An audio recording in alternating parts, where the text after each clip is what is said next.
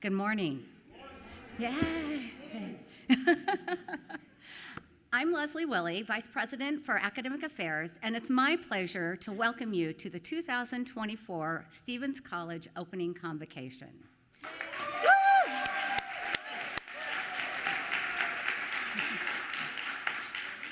Today marks an important moment at Stephens College. It's a moment for us to pause. We pause to celebrate the start of a new academic year, and we reflect on our incredible legacy. For 191 years, Stephens has welcomed students to this campus, and today is yet another milestone in our shared journey. The strength of our community is evident, and each one of you plays a vital role in the unique and exceptional culture that makes Stephens such a remarkable institution. I'd like to begin this celebration by acknowledging and expressing deep gratitude to our faculty. They are truly the heart and soul of Stephens College. Their dedication to our students is unwavering, and their commitment to fostering a supportive and enriching environment is what allows each of you, our students, to reach your full potential. Please join me in thanking our faculty.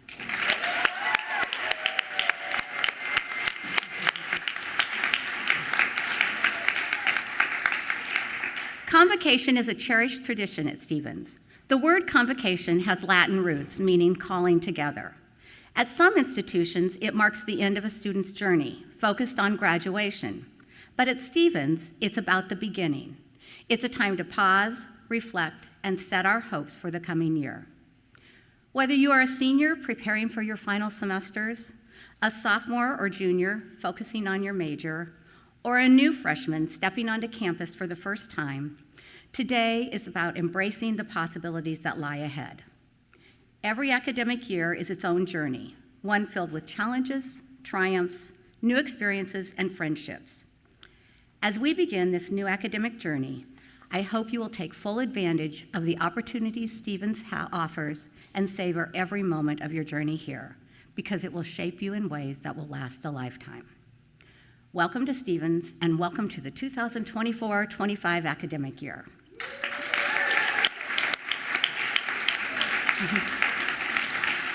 I would now like to ask Kate Stevens, President of the Student Government Association, to come to the podium.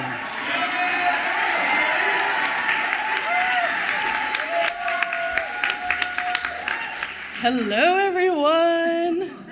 I'm not gonna lie, I'm a little nervous, but we're gonna power through. So I wanted to start by asking you guys a question that I want everybody to just take a couple seconds to think about. I swear, the awkward silence won't be for too long, but just a couple seconds. What does it mean to be a Stephens student? We're just gonna sit here for just a second, I swear. You might be thinking of things like it means to be independent. It means being strong, outgoing, outspoken. You might even thought of our 10 ideals. But being a Stephens student is so much more than any of this. It means being part of a legacy. As we've all heard probably over 100 times, Stephens was founded in 1833. We were the first higher education institution in Columbia, and we are the second oldest women's college in our nation.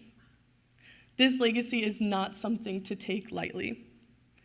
We have had icons like Wally Funk, the oldest woman and first Stephens student to ever go to space, Stephanie Beatrice, an incredible actress known for her roles like the voice of Mirabel in Encanto and Detective Rosa Diaz in Brooklyn Nine-Nine, Kristen Atwell Ford, who is here to speak with us today, an Emmy Award-winning director, producer, and writer, and Nancy Brown, a retired Vice Admiral of the United States Navy. These alumni, like so many of our incredible alumni, have gone on to do great things after their time at Stephens. But here's the thing. Our legacy does not end with their accomplishments. It's important to realize that the torch has now been passed to us. The legacy we carry is not just in the stories of the past, but it is in the choices that we make today. Every class we take, every project we pursue, and every challenge we face, it all contributes to the future of Stephens. It's easy to think of our time here as just a chapter in our personal journeys, but it's so much more than that. We are not only shaping our futures, we are shaping the future of this college. What you do today matters. The relationships you build with your classmates, the support you show for each other, and the work you put into your passions. These things will leave a lasting mark on Stevens. One day, future students will look back at the impact you made and be inspired to follow in your footsteps. Just like the great people before us, we have the power to inspire, innovate, and lead. The legacy we build now will be the foundation for future generations of Stevens students to stand upon. What we accomplish here will echo through these halls for generations, years to come. So as we continue on our journey at Stevens, I want us to remember one thing. We are not just students. We are part of a powerful legacy, one that we are now responsible for carrying forward. Let's make sure the legacy we leave behind is one that reflects the strength, courage, and commitment that Stevens College stands for. Thank you so much, everyone. I would now like to welcome Dr. Eric Marks, Faculty Chair and Associate Professor of Psychology, to please come to the podium.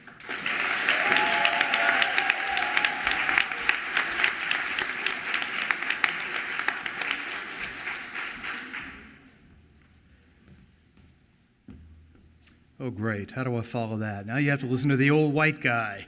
And it does seem like the day I turned 65, I kind of developed like this old man cough. So that's why this, but there's no place to put it. So thank you. Just in case I need it. Thank you. Thank you. Thank you. What a great president, huh? Thank you. All right. Okay, so greetings, one and all.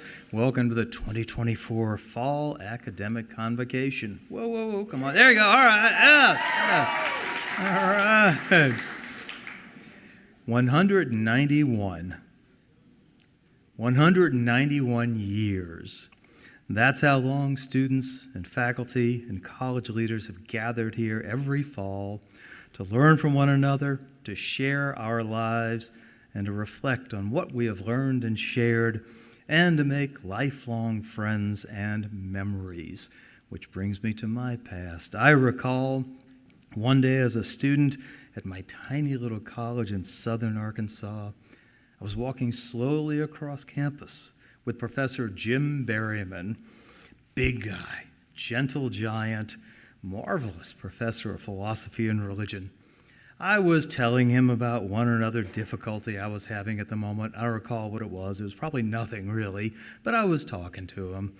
And at one point, Professor Berryman just stopped both of us, took one of those big arms of his and wrapped it around my shoulders and said, "You're a good man, Charlie Brown, no matter what your friends say." Best moment of my college career. Seriously. 45 months. That's how long most of you will spend on this beautiful campus, sitting around a lunch table or a lab table or a dorm room or the fire pit, sharing and laughing tales of late nights and late papers and late night stories of the past, the great teachers and fantastic happenings, and maybe even some talk of the ghost at Stevens College. Yes, the ghosts. And I have a confession, folks. I've added a little bit to that lore. I'm afraid. My very first year here, one night I was working late in my office in Walter Hall, which is that way actually, all right, just before Halloween, and I heard one of those ghost tours approaching the building. Oh, well, I knew that they were headed toward the 4th floor, which at that time was quite deserted and quite spooky. We live up there now, psychology was probably still spooky. But anyway, back then it was deserted and spooky. So, I just managed to get ahead of them. And I hid in one of the rooms up there. And just at the right moment, those students wandering through this deserted dark hall heard, "Boom, boom, why are you up here?" Well, I'll tell you. Then the next day in class, It just so happened that a couple of students in my class had been on that tour, and they were going, it's true, we heard the Walter Ghost last night. Perhaps the best moment of my career here at Stevens. All right. 18 days. That's how long we'll spend each block poring over just one topic, one thing at a time, looking at it from every possible angle and reflecting on it. 60 minutes. That's how long it takes for humans to forget 50% of what they learned just an hour previously. Okay? Which means, particularly in a block course, you got to keep at it and keep looking at that material into the evening and not with your cell phone next to you, please. 1/10 of 1 second. 1/10 of 1 second. That's how long it takes a human being to make a simple decision, like whether to press key A or key B, depending upon which two light bulbs lights up in front of you. Yes, I'm an experimental psychologist, so I know the dumb stuff. All right. And what's really fun is neuroscientists who are adept at reading certain types of brain activity scans can know which key you will press before you were even aware that you have made a decision. I find that fun. Okay. A lifetime, that's how long those of us here today will spend deciding how to take what we have learned and shared and reflected on here, how to take that wisdom and use it to make ourselves and the world better. So, let's get on with it now. Oh, and by the way, the ancient Greeks were well aware of the importance of physical well-being for mental and spiritual well-being. They did, after all, hold the very first Olympics. So, turn out tomorrow for the soccer team and then on Tuesday for the volleyball team. Go Stars! All right.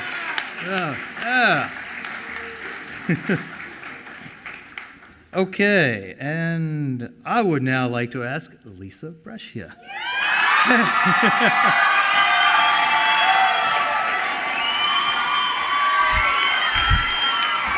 Moderately popular lecturer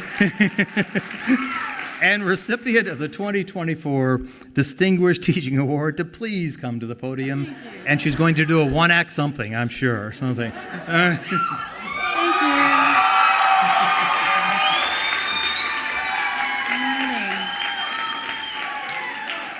Thank you, Eric, and thank you, Kate. I'm inspired by both of you. I loved all the statistics. Good morning, and welcome to the all in the Women's College. Shout out to you. All in the Gender Inclusive Conservatory for the Performing Arts and Graduate Programs. Welcome. Yes. It is such an honor to be invited to speak to you this morning to celebrate the start of a new academic year, although it does feel like we've already been through some wars together by this time in the semester. So thank you for surviving them and all the achievements that have already happened so far this year. This is a place where tradition and innovation blend seamlessly. It's one of the things that excites me most about this place, and I just have to say, it's my third year. It feels like home, and I just love this community. I want to extend a warm welcome to our returning students, faculty, and staff. It is your commitment and your creativity and your leadership that fuel this community. And to our new students, faculty, and staff members, welcome to the Stevens family. We're so glad you're here. We can't wait to hear your perspectives and just gain more knowledge and learn and grow as a result of your presence here. This past year, Stevens College and the Conservatory have achieved some real milestones. Academically, we've made headlines for our growing and dynamic student body, and this is a result of innovative initiatives like the Stevens Promise Scholarship and the new block scheduling system, which means that we have a great,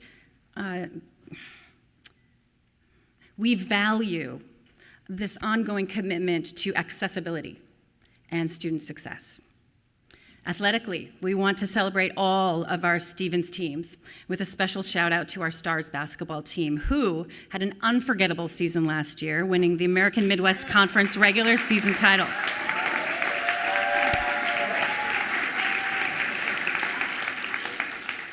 Your dedication, your perseverance, and your teamwork are inspiring to us all, so thank you.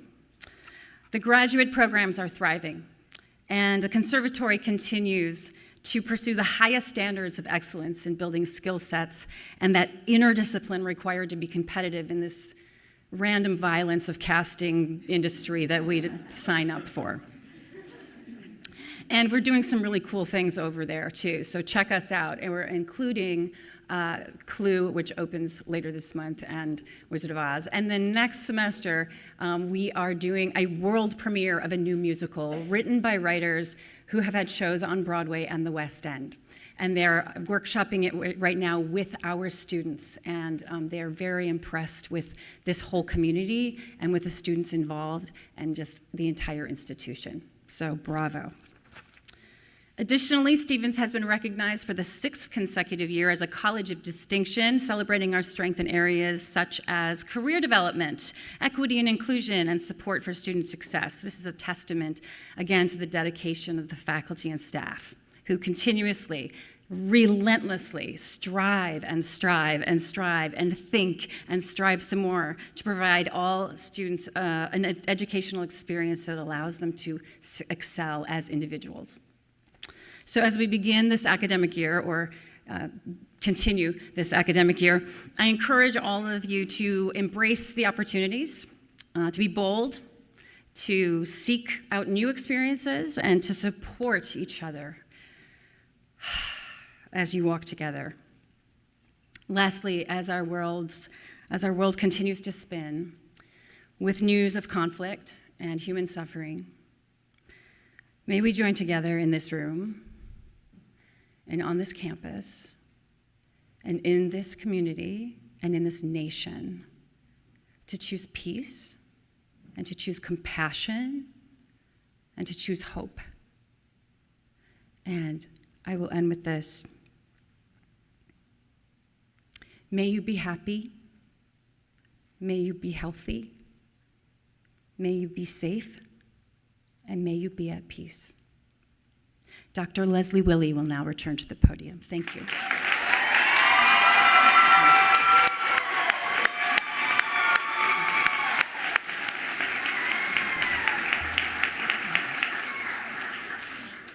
And now it's my honor to introduce our keynote speaker, Kristen Atwell Ford, a Stevens College graduate, class of 1991, and the 2024 Alumni Achievement Award recipient. Kristen is an Emmy Award-winning storyteller whose work has explored American history, water, wildlife, the performing arts, reproductive freedom, and Western mythology. Her films celebrate the connection between people and place, reflecting her dual passions for nature and the performing arts. Kristen's career spans roles as a producer and director, including her notable work on the opera Riders of the Purple Sage, and her recent documentary, The Weight of a Feather. Her storytelling has earned her recognition as one of In Business Magazine's Women of Achievement and the 2021 Arizona Governor's Arts Award. Born in Arizona, Kristen grew up immersed in theater and wilderness activities, shaping her unique voice as a filmmaker. She currently produces documentaries and contributes to the corporate world through consulting on culture and internal communications. Please join me in welcoming Kristen Atwell Ford.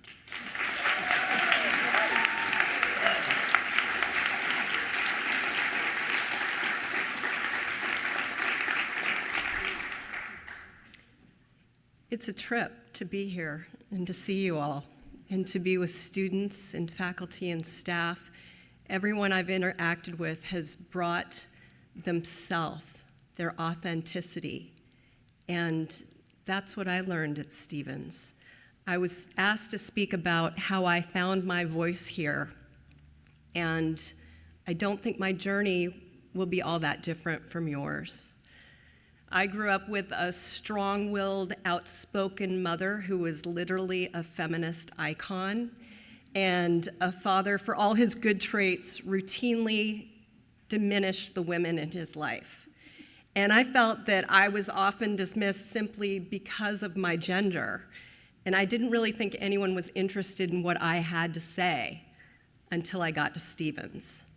In Stevens College, I would come to learn, is a place where women and the men who are confident enough to support us are welcome to the front of the room. My first women's studies class was called Growing Up Female, which is truly the first time I considered a world beyond the constraints of a male vantage point. As a kid, I thought true success was making a splash in a man's world. Well, I'm here to tell you, that ain't so. I started with the Circe house plan. I was a last-minute alternate because in high school I was so focused on theater, I wasn't quite known for my academic pursuits because I had it all figured out, man. I was going to go to college because my mother said, you need to go to college, and it was just going to be a stop between me, Arizona, and New York City because I was going to be on the stage. And I thought, okay, 4 years, I'll learn about the world. I'll learn as much as I can. It will help me create rich, believable characters. But my stop in Como, it changed the trajectory of my life. And I'm very, very grateful for it. Because in Circe, we lived together and we took 3 classes together. We took literature, the humanities, and philosophy. And at night in the dorms, we would discuss our papers and our topics, and there would be just a little hint of competition. And that focus on academics was something new. So was the response I got from my professors for what I thought and the way I formed my worldview based on what they gave me to think about. And so that new family in that safe space created a space for me to discover what I had, to listen to myself, to hear myself. And we were watched over by Margaret Campbell, which maybe some of you who don't know her, she was here for 47, 49 years. She was our resident kind of house mother, and she watched over us and set boundaries that made us know we were valued. And that was a new experience for me too. So living together on campus was critical for me because I was finding out who I was in relation to other people in my community, not just a daughter or a little sister to a lot of dominant brothers and sisters, but my own person. And the people around me at Stevens wanted me to know my own mind and be a critical thinker. And so I had this sort of academic epiphany. I had come for the theater program. I was very taken with Okaboji and the entire program that you have here. But in theater, you have to audition, right? You have to hone your craft, work really hard, go demonstrate how much you want this job and how suited you would be for it. But whether or not you got to do the work depended, at that time, because there was no colorblind casting or anything like that, but it largely depended on how you looked. And I didn't want to come to a women's college and learn how to trade on my appearance for my success. I wanted to be creative. I had things to say, and I will say this, that at this time in the theater community and in the performing arts, we have much more opportunity to pave our own way and make our own work, but 30 some years ago, I don't know, math wasn't my strong suit. That's okay, I've done all right. We had to ask people to do work. And what I realized with the support of my professors here is I could go in my dorm room, I could be in sweatpants, I could be bathed, I could be coiffed, I could sit down and make my own work. And that's when I started to write. And I had what we learned Virginia Woolf called a room of one's own. The space in my dorm room where I could take the activity from the day and distill it down into what I thought and felt. And that forged my creative process. That is largely how I work today. I also discovered there's a necessary balance between time alone and being a valued member of a community. And as writers especially, I've gotten to spend a lot of time with the creative writing and English department. Let me hear it from the creative writing and English departments, people. Okay. We need that balance between time alone and balancing who we are and the perspectives and the worldview from the community at large. I was also very fortunate as a freshman that I came in and I got a counselor that I immediately connected with, a man named Mr. Thomas Dillingham. And we had a lot in common because we both like stories. And Tom Dillingham taught me that mythology and storytelling were worthy pursuits. He himself was a big fan of William Blake, and he had these William Blake posters in his office that were large, imposing masculine men, and William Blake wrote poetry. And his ability to be inspired and humbled by someone he looked up to opened the door for me to be inspired by writers who would always be above my pay grade. Writers that Judith Clark and Beatrice Bartlett would introduce me to, like Alice Walker and Toni Morrison and Maya Angelou, and be able to take their inspiration even though my worldview and craft would never measure up in the same ways. And so in my 4 years at Stevens, even though I did not have technique, I had a fearlessness. I never hesitated to put pen to paper. The fearlessness of creativity. Now in the business world, you think, well, how's this going to land? And you don't have to do this here. You just have to explore and make it happen. And so there's one other thing that Dr. Dillingham said to me once is we're writing papers, and I said, I'm not going to write about it because somebody else picked the topic. And he said, no one else is going to write about it the way that you're going to write about it. And this is so key for us today, is the world needs your voice. So I also took that advice to heart when I was going to write an article about a wild river, a wilderness river in Arizona that was blown up. And I wasn't going to write an article because somebody else had written about it. And I thought about Tom Dillingham, and I wrote an article that became the basis of my first film. And so suddenly the writing and knowing what I had to say, I had made myself back into my way back into the theater where we could sit and have a shared human experience. And without knowing it, that's how my path led me to what I do today. Shared human experience. Boy, we live in the digital age, and it's a different terrain. And there are precious few times that we really get to be together in this life. And I just want to take a moment and have you think, what does it feel like to be in this room together? Community is so important to know that we're not alone. And can you experience what your neighbor is feeling without losing your sense of self? Everyone struggles and grieves and doubts and triumphs. And we're here to have each other's backs. You are a singular gift to this world. As Marianne Williamson says, your playing small does not serve the world. But you don't have to go it alone. Whether you attend Stevens or work here, we're united in the core directive to uplift the people around us, regardless of gender, regardless of our differences. The feeling in this room, the way it extends across the country and the globe to alums and lifelong learners, that's the culture of Stevens College. It is the sum total of our emotional intelligence. It is the sum of our willingness to believe in ourselves and care for each other. So I want to talk a little bit about loss and resilience because they are something that is intertwined with the beauty of life.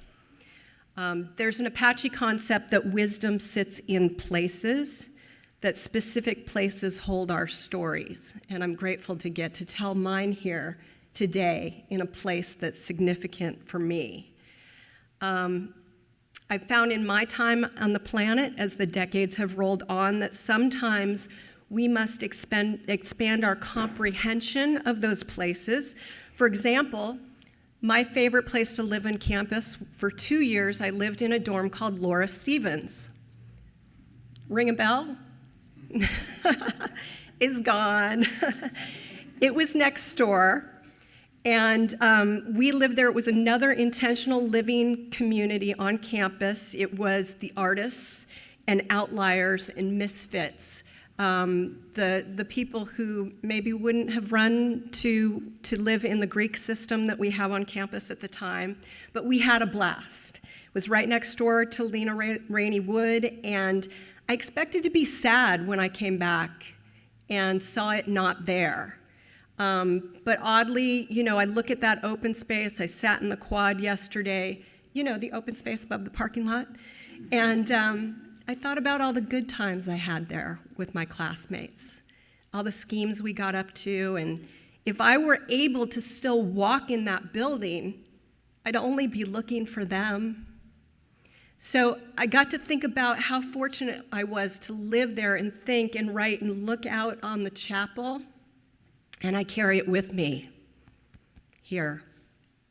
And I have been able, since I've been on campus, to walk classroom to classroom and think about, this is where I discovered Cezanne and Matisse and Mary Colton, and I read the Bible as literature, and I learned about Inanna, the goddess who reigned long before patriarchy. Stevens is still here as an institution of higher learning, and that's what matters. The core campus is beautifully intact, and the spirit feels the same. So I think somebody must be doing something right? Because there's a power in what Kate Byron calls loving what is, because things change. And the only thing we can do to respond to those changes is choose how we look at it, how we frame it. And I learned this after my brother committed suicide 13 years ago. There are things that you cannot change, but you can choose how you frame them. Options give you power. Do not narrow your options by thinking there's only one way to respond to the hand that life deals you.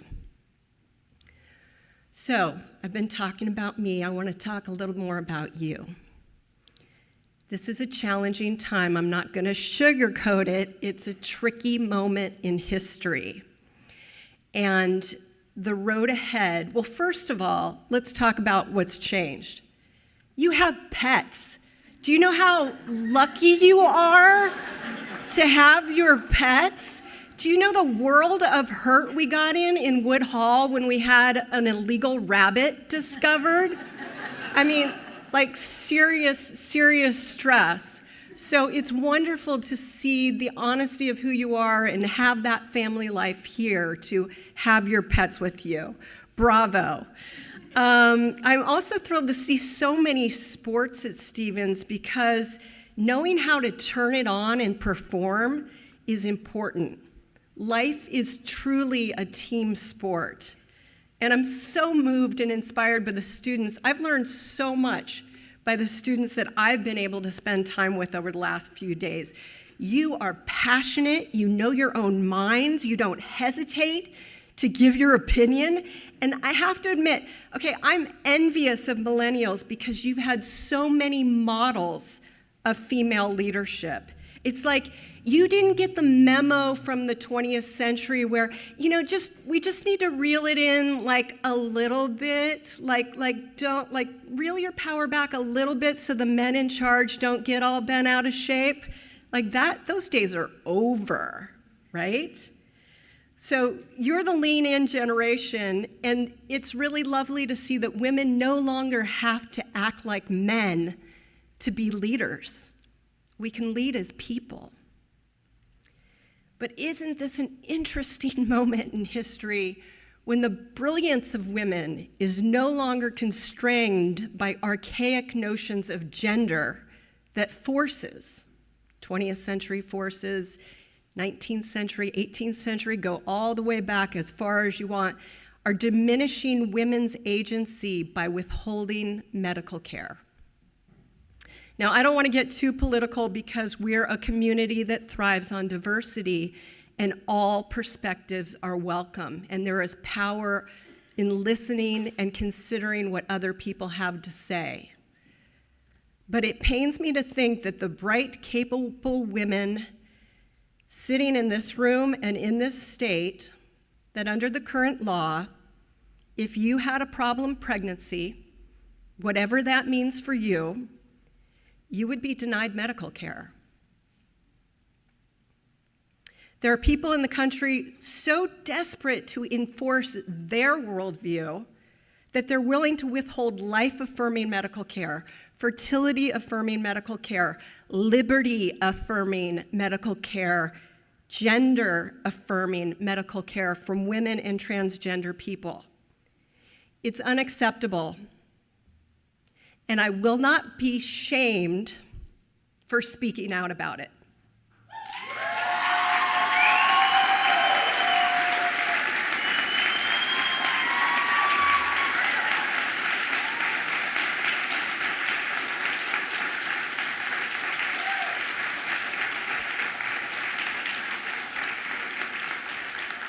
So wherever you stand on the issues, I hope we can agree that all human beings deserve dignity and safety and to not suffer discrimination based on gender.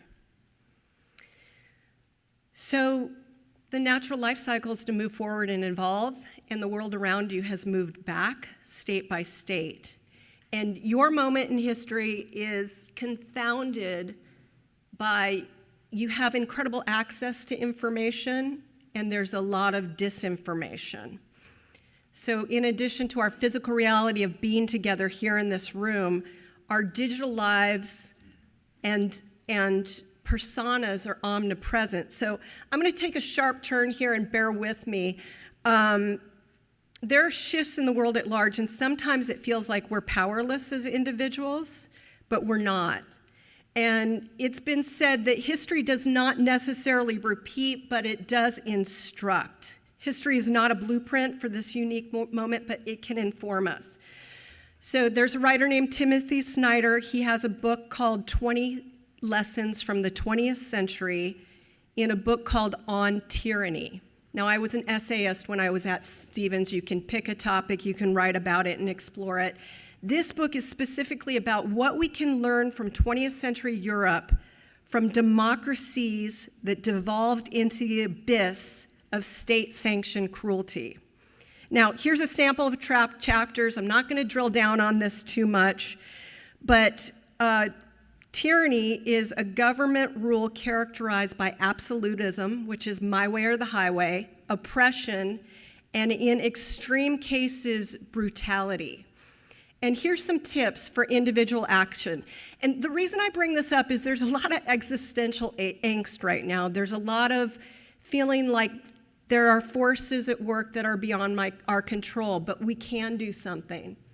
These are things that we can do in our personal lives. One is stand out and to use your own language and don't just repeat phrases and slogans. Another is to make eye contact and small talk. Talk to the people who work in the cafeteria. Talk to the people who do the landscaping. Talk to your neighbors that you might not think you have anything in common with. That human connection is what transcends the ideology. There are other chapters like don't obey in advance, establish a private life, investigate, think for yourself. Snyder cites Hannah Arendt, a German-American philosopher. He says that Arendt's definition of totalitarianism was not an all-powerful state, but the erasure of the difference between private life and public life. We see this erasure in the politics of reproductive health on a society level, but we also do it to ourselves online. We share a lot of private information, and you get to decide what you post. You get to decide what information is out there. And building a brand and building a persona for business purposes or to have fun or to express your creativity, that's awesome, it's fun. But think before you post, because you don't have to give yourself away. especially if that information can be used against you. And I don't mean to I don't mean to be paranoid, and I know this is edgy stuff, but I gotta say it. Just bear with me, I just gotta say it. So that's what we can do on a personal level. And as far as the granting health care to people who need it, regardless of the reason level, the large scale level, well, girl, you can vote, right?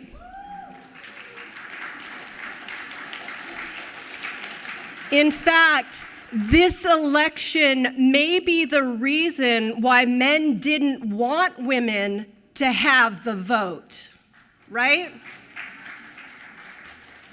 So let's get out there and use our voice while we got one. Last word about artificial intelligence. Just like Margaret Campbell protecting a dorm full of valuable young women, we have to be vigilant. And there's one thing that artificial intelligence cannot do, and that's care for people. We must hold on to the real physical experience of our human connections. Our hearts have to be the human firewall. And you know when something's written by a robot by the way it makes you feel or not feel. Don't give up using your heart, your mind, and your voice to connect with people. Got two last things to say. One about me, something for you. So I've had a reoccurring dream since I left Stevens in 1991. I'm not going to bore you with the dream about the mailboxes where I see that I have mail, but I can't remember my combination to get it out of the box. But for the last 30-odd years, I've had another reoccurring dream that it's my senior year, and I just have a few credits left to fulfill, and I live on a campus high up in a dorm on the west side of campus. And all I have to do is apply everything I've learned in a creative fashion, and it's my final test to return with gratitude for all the opportunities that I've been given. And I don't think I'm going to have this dream anymore when I sleep, because you have all made this dream come true for me here today.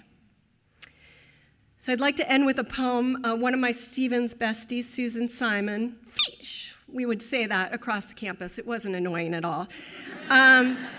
She sent it to me on Instagram, because we're so cool. We're on Instagram. And it's by Sophie Diner, and it's called The First Step. You have to begin. Go. Do it badly at first with sweaty palms and shaking limbs and gaps in what you know. You have to start. And perhaps you won't feel ready or like you fully prepared. Perhaps you'll feel too late, too small, too scared. But it's okay that you did not appear on earth with all the skills and information. It's okay that there are things you have to learn. It's okay that you won't be perfect overnight, and other people might see you try. Getting where you want will take some time. Please begin, because you could enjoy it, because things just might go right, because the world craves your light, because you want to. Everyone starts somewhere. You'll be in excellent company. You'll be so proud looking back at your first step. Please begin.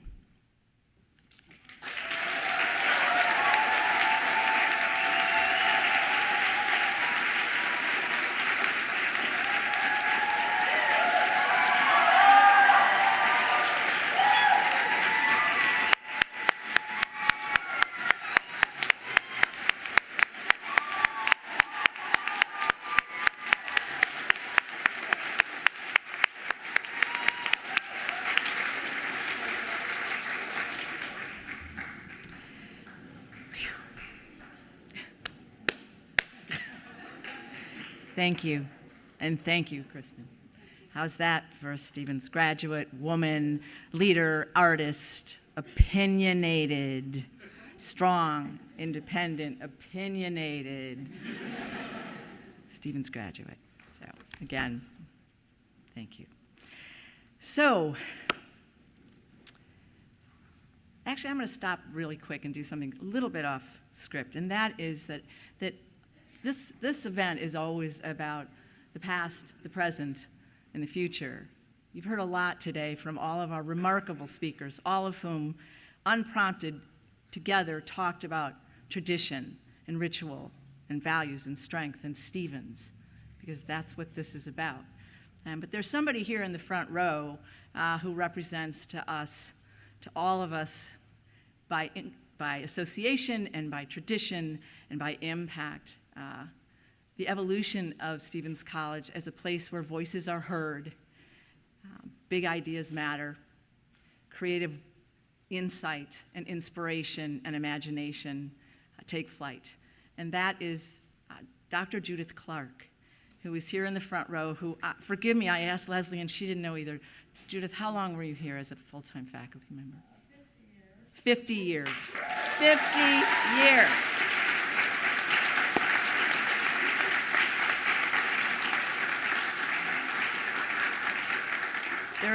There is almost, I say that, almost no place on this campus that you can go where Judith hasn't already been, probably, and has not had an impact. And so I didn't want the moment to go by where we have our newest faculty here, our newest students, those of us who've been here a while, and then those of us who have created Stevens and been such a part of building the traditions that matter most to us.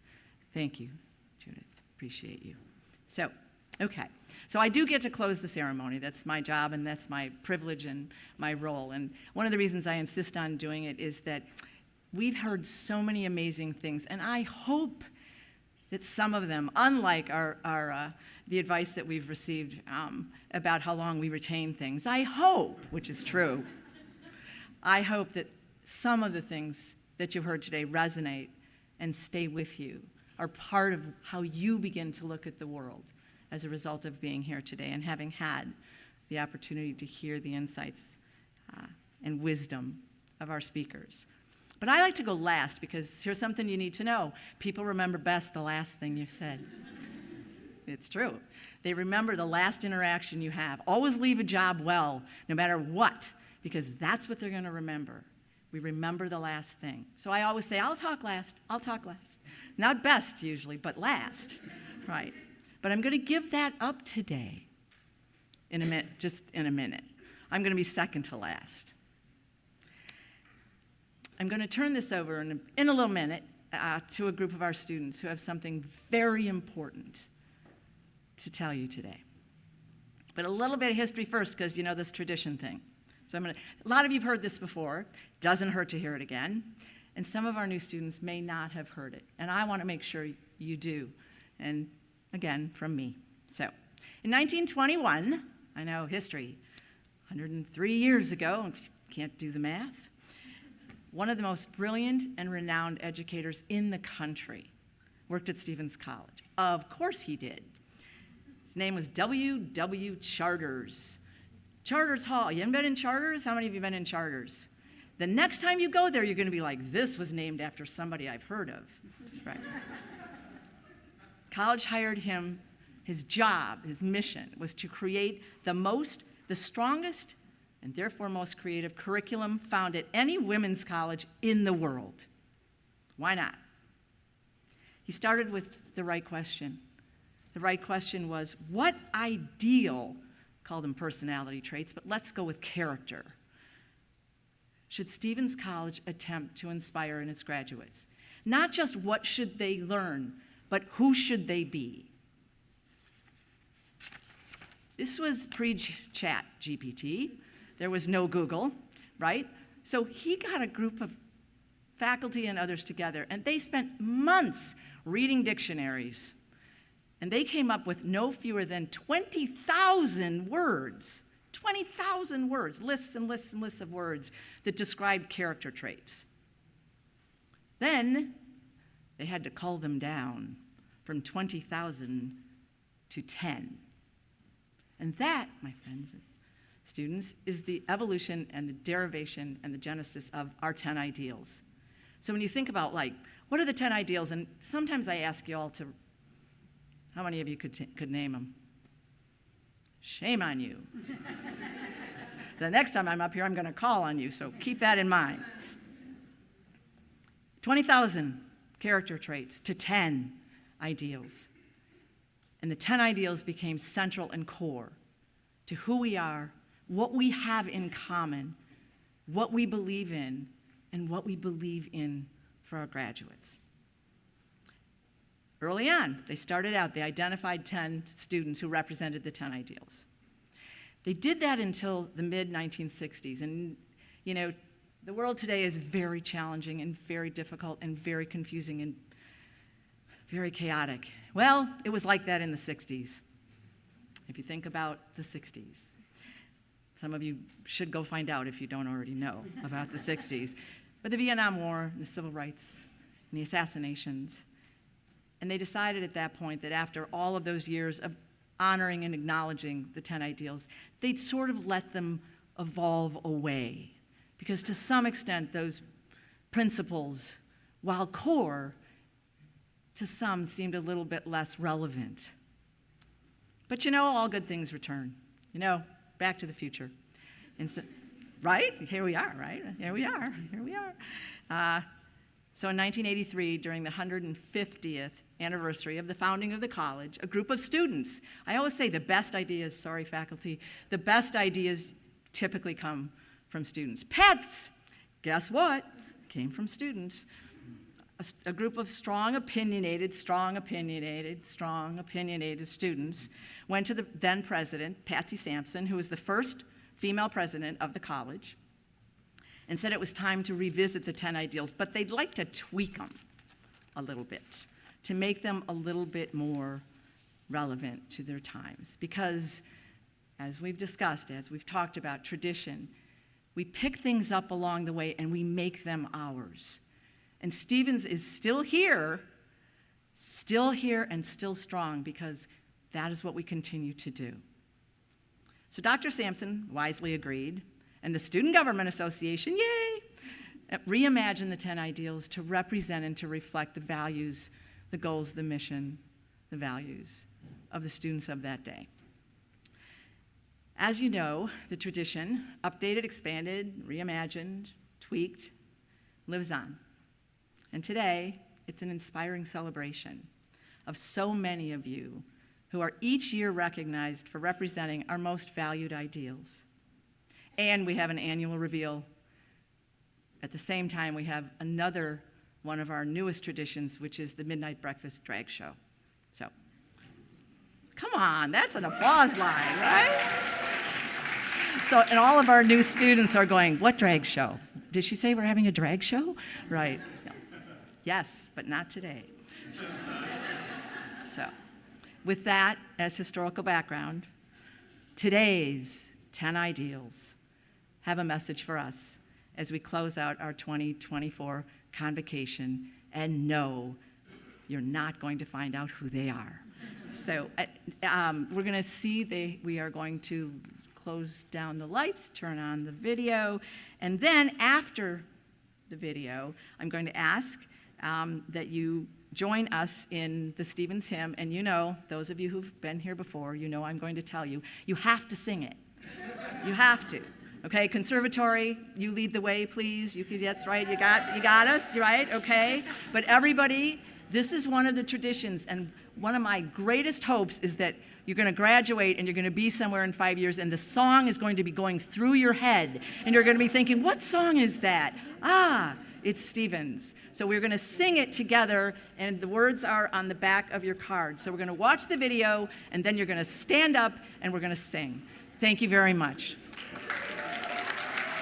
10, 9, 8, 7, 6, 5, 4, 3, 2, 1. We're always watching. We are the 10 ideals of Stevens College. Since 1921, Stevens has upheld a set of values that emphasizes the strengths of our students and faculty. These values, known as the 10 ideals, inspire our lives for the better as we grow into upstanding individuals. Each year, 10 students are selected as personifications of these ideals, known simply as the 10. We work in private to give back to you, our community, as a sign of our appreciation for the integrity and dedication exhibited here at Stevens. Maybe you've seen us around. We could be seated at Stars, or we could be working at Susie's. Maybe we're someone you've passed in the halls, or maybe we share a class with you. Or maybe we could be here at Convocation, sitting right beside you. These are the ideals. Respect for our own dignity and the dignity of others, embodied in a sense of social justice. Courage and persistence. Independence, autonomy, and self-sufficiency. Support for others through the willingness to take and give criticism, acceptance, and love. Sensitivity to the uniqueness and fragility of the natural world. Responsibility for the consequences of our choices. Belief in our changing selves and in our right to change. Creativity in the spiritual and aesthetic dimensions of our life. Intelligence that is informed and cultivated, critical yet tolerant. And leadership which empowers others. Each month, the 10 will recognize a group of fellow students and staff who have been shown to uphold these values. We will reveal these nominations through banners located across campus. Selected nominees will receive a personal gift from their respective ideal in their mailbox. This isn't just about us, it's about appreciating everyone gathered here today. We're always watching because no good deed goes unseen. Keep an eye out. October recognizes courage, the ability to persevere through anguish, stress, and difficulty. This is the ideal of true willpower against hardship. Carson Osborne, Lena Hunziker, Matthew Kisher, Faith Decker, Kylan Rice, Rain Lachey, Lydia Sheehan, Addison Hegg, Zach Humes, and Mia Whitley. You will hear from us again soon. And in the meantime, keep an eye out.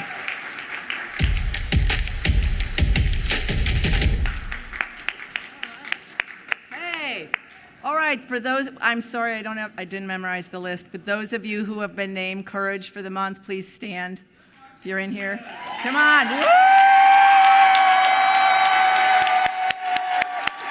Stand up, come on.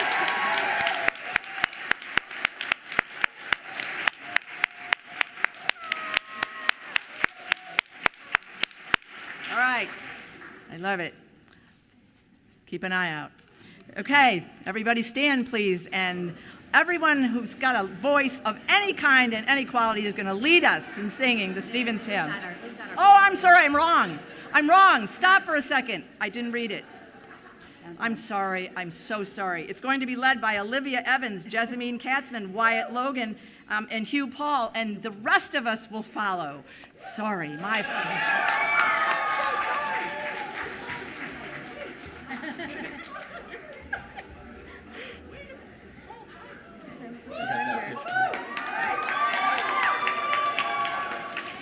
Okay, lean in, guys.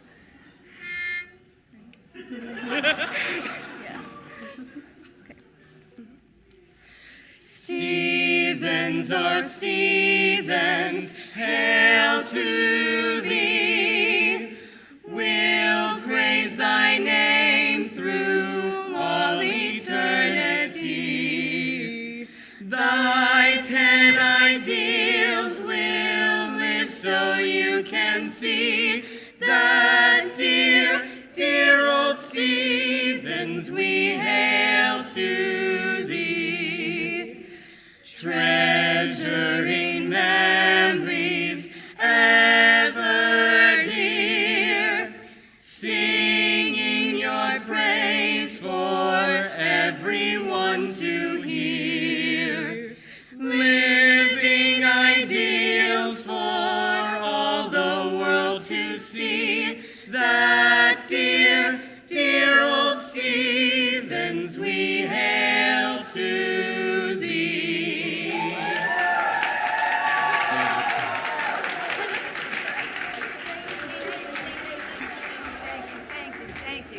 Thank you so much. Have a wonderful weekend.